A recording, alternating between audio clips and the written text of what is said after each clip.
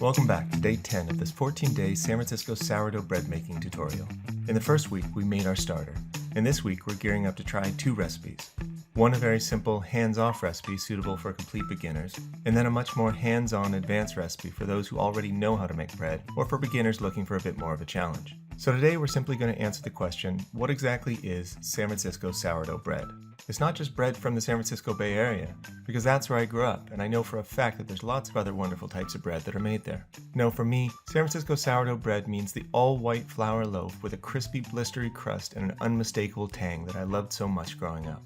There was bread, and then there was sourdough, and that's simply what we called it. Now, growing up and moving to Europe has certainly taught me that there are lots of other amazing types of bread in the world, and many of those are leavened with sourdough starter. But when you read most sourdough bread guides, they usually start by telling you that sourdough is actually a misnomer, and they then show you how to bake a wonderful loaf of bread that isn't sour at all.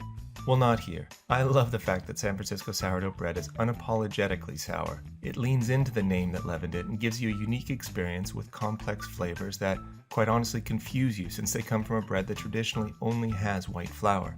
But the complexity doesn't need to come from the flour, because the long fermentation gives plenty of time for the wild yeast and lactic acid bacteria to do their thing and provide an abundance of complexity as well as that trademark tang. Now sure, I do think there's a little benefit to having a starter that comes from San Francisco like this one, but I've produced plenty of loaves that were virtually indistinguishable from the ones made from this guy. The point is that you can make San Francisco style sourdough bread with whatever starter you have on hand, whether it's the one that you made with the series last week or one that's been passed down through generations of your family. It's all about the recipe. Most of it though is in the flour you use and how you ferment your dough. Everything else from upping the hydration levels to get those Instagram-worthy holes, or building the strength into the dough to make it stand taller, or even scoring an amazing design to make your loaf a piece of art. All of these things are just the bells and whistles. We'll certainly cover those a little bit, but the main goal of this series is to give you the know-how to create tangy, tasty, San Francisco-style sourdough bread on your own, no matter what it looks like. So for the flour, we're going to use traditional all-white to start out with, but my advanced recipe gives you the option of adding about 5% of any other flour that you'd like to tweak the recipe to better suit whatever floats your boat. For the white flour though, bread flour or strong white bread flour is the best, but all-purpose is fine if that's all that you have. Bread flour just has a bit more protein in it, which helps produce more gluten and helps with its ability to stand up to higher levels of hydration, and also adds a bit more chewiness to the final loaf.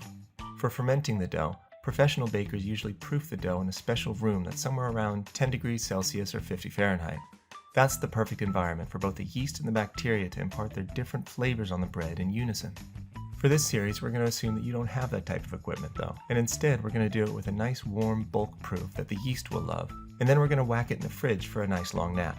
At the lower temperatures of about 2 to 5 degrees Celsius or 36 to 40 Fahrenheit, the yeast is much less active compared with the lactic acid bacteria, and it's the bacteria that thrives in these colder temperatures that produces the characteristic tang we're looking for.